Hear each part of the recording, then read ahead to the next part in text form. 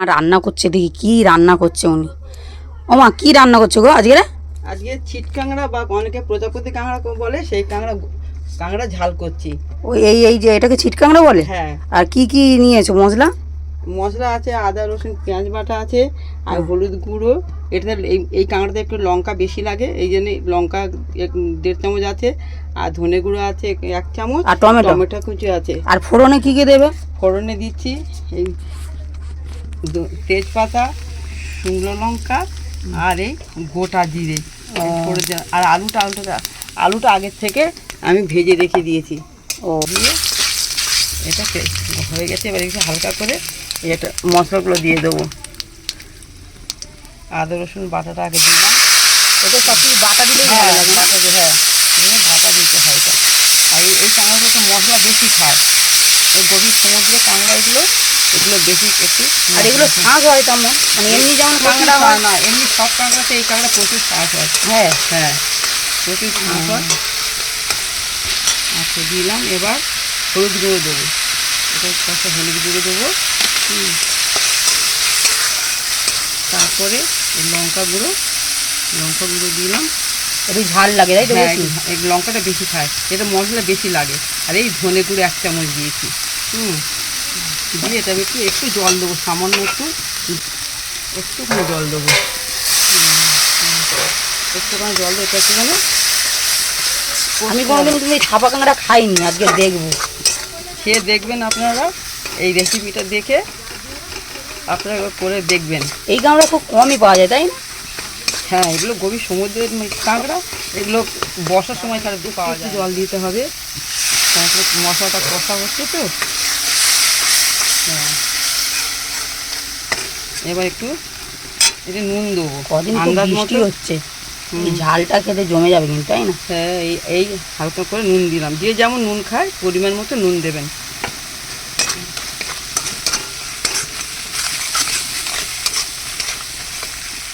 দেখুন এই তেল ছাড়তে আরম্ভ করেছে।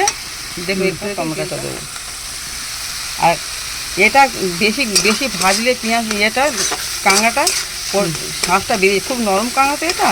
এই ছিট কাঁকড়াটা খুব নরম কাঁকড়া, এটা বেশি ভাজা যাবে না। আর বেশি জল দিয়েও করা যাবে না। সেই জন্য আলুটা আগের থেকে ভেজে নিয়ে রেখে দিয়েছি। এমন করে ভেজে যেন সেদ্ধ হয়ে গেছে, আলুটা ভাজার সময় সেদ্ধ হয়ে গেছে।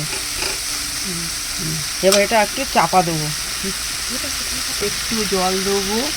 জল দিয়ে এটা একটু নেড়ে নিয়ে একটু চাপা দিয়ে রাখবো। মিনিট 2 চাপা দিয়ে রাখবো যেন টমেটোটা গলে যায়। টমেটো গলে গেলে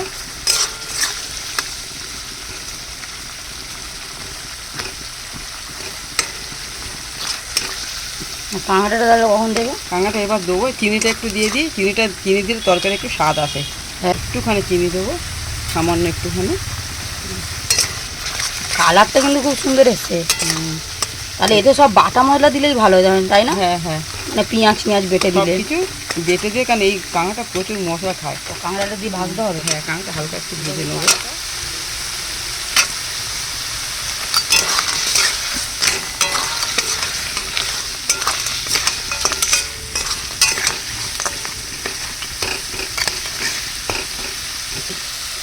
কাঁকড়াটা দিয়ে দেন যাতে ঘিটা না লেগে যায়। আগের থেকে দিলে ঘিটা লেগে যাবে, সেই জন্য এটা পরে দিতে হবে।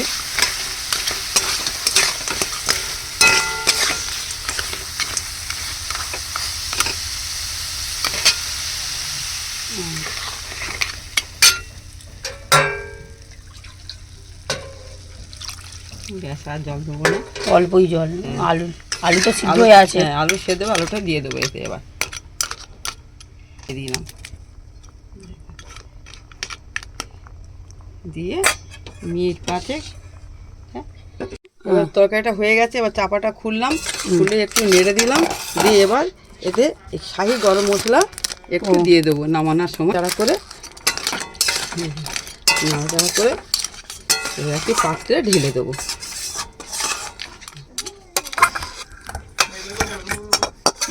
ঢেলে দিয়ে দেখো আমাদের কাঁকড়াটা রেডি হয়ে গেছে। কি সুন্দর, দেখো কালারটা দেখো কত সুন্দর, শুকনো শুকনো হয়েছে। যদি এই রান্নাটা আপনাদের ভালো লেগে থাকে তাহলে ফলো করেন এবং যারা ইউটিউবে দেখবেন তারা একটু সাবস্ক্রাইব করে দেবেন। আরও নিত্য নতুন রান্না আপনাদের সামনে নিয়ে আসবো।